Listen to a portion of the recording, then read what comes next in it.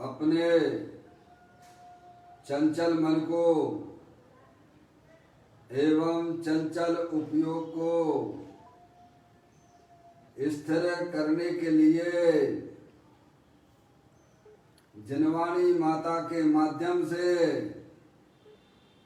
अपनी वर्तमान ज्ञान की पर्याय में सम्यक भेद ज्ञान उत्पन्न करते हुए शरीर और शरीर से भिन्न जितने भी चेतन अचेतन पदार्थ हैं उनका मुझ भगवान आत्मा से किसी भी प्रकार का कोई संबंध नहीं है। इस प्रकार समस्त पर पदार्थों में अपने संबंध की वृत्ति को छोड़ते हुए अंदर में जो अखंड ज्ञान ज्योति स्वरूप भगवान आत्मा है उसमें ही अपनी वर्तमान पर्याय का संबंध जोड़ते हुए कि मेरा ये भगवान आत्मा सदा काल शरीर आदि पर पदार्थों से भिन्न प्रकट अखंड ज्ञान ज्योति स्वरूप है। ऐसा अपने आप को जानो और ऐसा ही अनुभव करो कि मैं तो तीनों काल शरीर आदि पर पदार्थों से भिन्न प्रकट अखंड ज्ञान ज्योति स्वरूप भगवान आत्मा हूँ।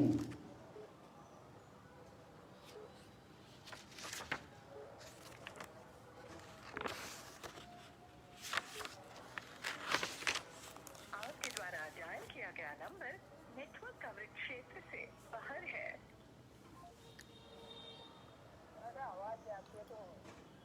आएगी आवाज। इसी प्रकार से संसार अवस्था में आत्मा की पर्याय में जो विविध प्रकार की पुण्य पाप के परिणाम होते हैं वे समस्त परिणाम पर के लक्ष्य से होने वाले भाव हैं, वे हमारे आत्मा का स्वभाव नहीं है। इस प्रकार शरीर रागादिक परिणतियों से भिन्न मैं तो तीनों काल वीतराग स्वरूप भगवान आत्मा हूँ, अखंड ज्ञान ज्योति स्वरूप हूँ, सुख शांति का भंडार हूँ। ऐसा अपने आप को जानो और ऐसा ही अनुभव करो कि मैं वर्तमान में ही शरीर रागादिक से भिन्न पूर्ण वीतराग स्वरूप भगवान आत्मा हूँ।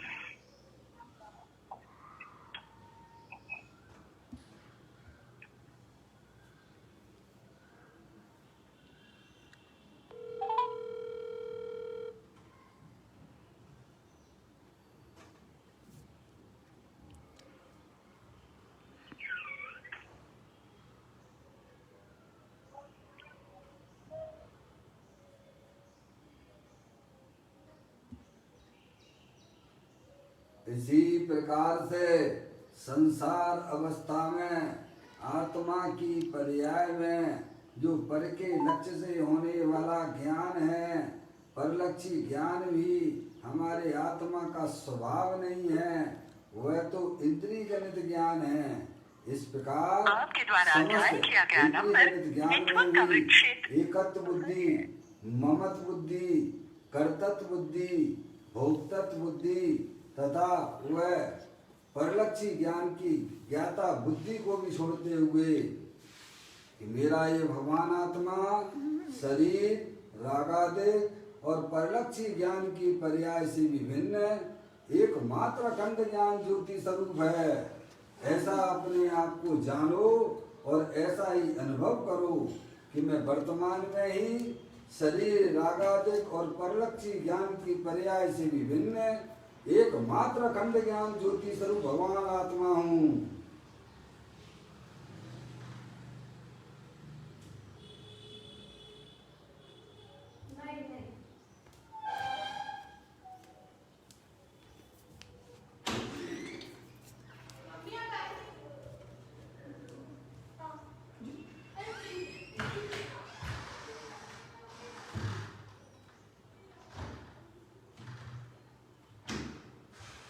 मेरा ये भगवान आत्मा सदा काल शरीर आदि पर पदार्थों से भिन्न है।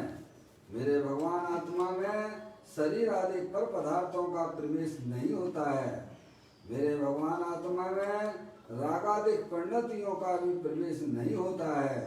मेरे भगवान आत्मा में परलक्षी ज्ञान की पर्याय का भी प्रवेश नहीं होता है, क्योंकि मेरा ये भगवान आत्मा सदाकाल शुद्ध वीतराग विज्ञान घन स्वरूप है। ऐसा अपने आप को जानो और ऐसा ही अनुभव करो कि मैं तो तीनों काल पूर्ण वीतराग विज्ञान घन स्वरूप भगवान आत्मा हूँ।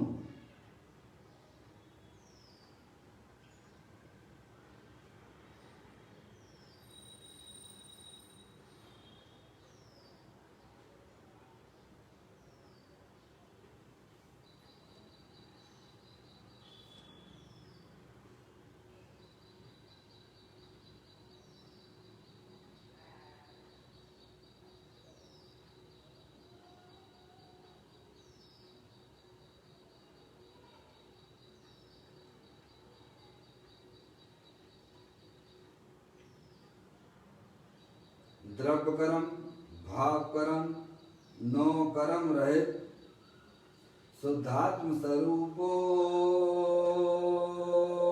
हम। मेरा ये भगवान आत्मा सदा काल ज्ञान वर्णादि 8 कर्मों से रहित है। मेरा ये भगवान आत्मा मोह राग देश के परिणामों से भी तीनों काल रहित शुद्धात्म स्वरूप है।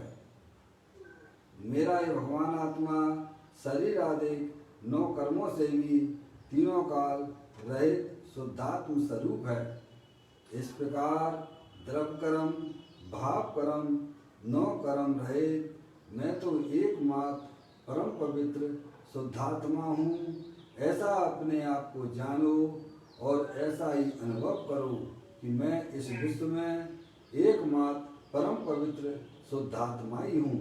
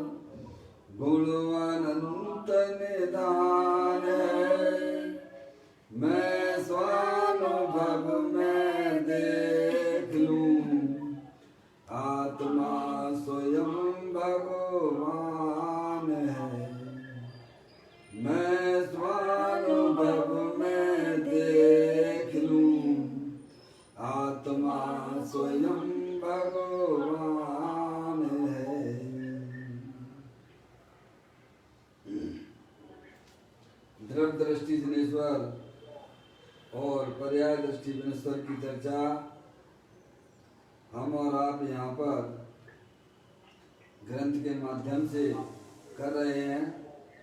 विद्यार्थी थोड़ा ध्यान दीजिए, ये हमारा माइक की आवाज़ हमारे तक आ रही है। आपको नहीं, इसका स्पीकर खुला होगा। चलिए कोई बात नहीं, पुस्तक को निकाल लीजिए। द्रव्य दृष्टि जिनेश्वर और पर्याय दृष्टि जिनेश्वर की चर्चा प्रारंभ करते हैं। आज का बोल है 929वें नंबर का बोल है, पेज नंबर 210 और 211 पे पूरा बुलाया है। मैं यहाँ पढ़ना प्रारंभ करता हूँ, आप लोग भी पुस्तक निकाल लीजिए।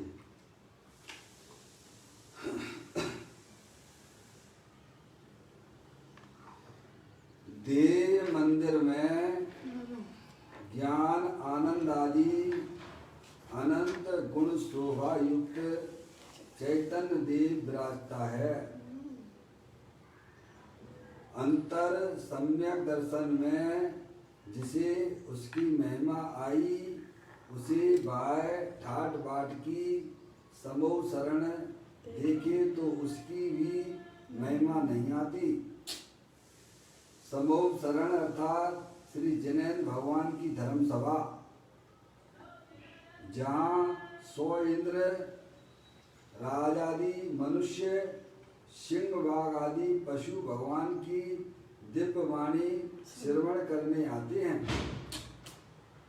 स्फटिक आदि विविध रत्नों से निर्मित गण होते हैं।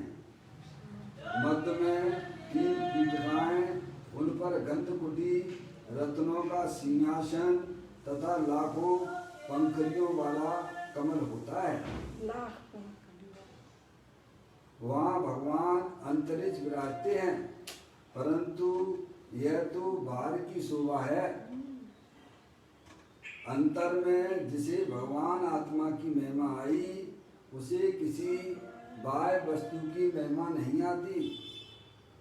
जिसे अपने चैतन्य की महिमा आई, उसे निज आत्मा में सुख बुद्धि हुई और राग पुण्य परिणाम तथा सर्व बाह्य वस्तुओं में से सुख बुद्धि छूट गई। बहुत ही सुंदर बात यहाँ पर हमें अर्यंत परमात्मा आचार्य परमेष्ठी और साधु परमेष्ठी हमें समझाते हैं। वे हमें बताते हैं कि देव मंदिर में ज्ञान आनंद आदि अनंत गुण शोभा युक्त चैतन्य देव विराजता है। ये शरीर है, ये देह है, समझ में आया? जड़ है, पुद्गल है, अनंत पुद्गल परमाणुओं का पिंड है। और इसके अंदर जो जानने देखने वाली जो चैतन्य वस्तु है, अमूर्तिक है, वह अनंत शक्तियों से शोभायमान है। समझ में आया? 2 चीजें हैं। ये शरीर जो है जड़ है, माटी धूल है, समझ में नहीं आया? और अंदर जो जानने देखने वाली चैतन्य वस्तु है, वह अपने अनंत गुणों सहित शोभायमान हो रही है।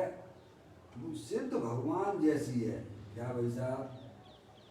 प्रत्येक संसारी जीवों के शरीर के अंदर जो जानने देखने वाली जो चैतन्य वस्तु है, वह सिद्ध भगवान जैसी है।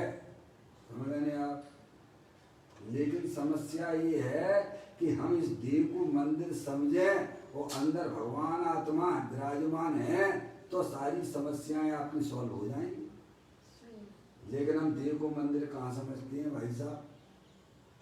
देह को जड़ कहाँ समझते हैं?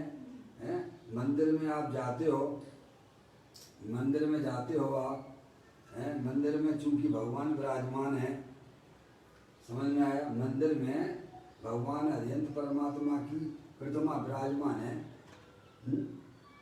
है कि नहीं है? तभी वह मंदिर कहलाता है।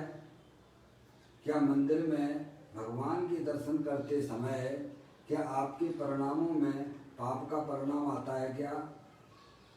नहीं आता। क्या प्रश्न कर दिया? आप भगवान के दर्शन करने के लिए जाते हो मंदिर में, वहाँ भगवान अरिहंत परमात्मा की प्रतिमा विराजमान है। क्या आपके परिणामों में पाप का परिणाम वहाँ होता है क्या? क्यों नहीं होता है? वहाँ भगवान दिखते हैं ना। क्योंकि आपको ये मालूम है कि मंदिर है ये, और इस मंदिर में भगवान विराजमान है।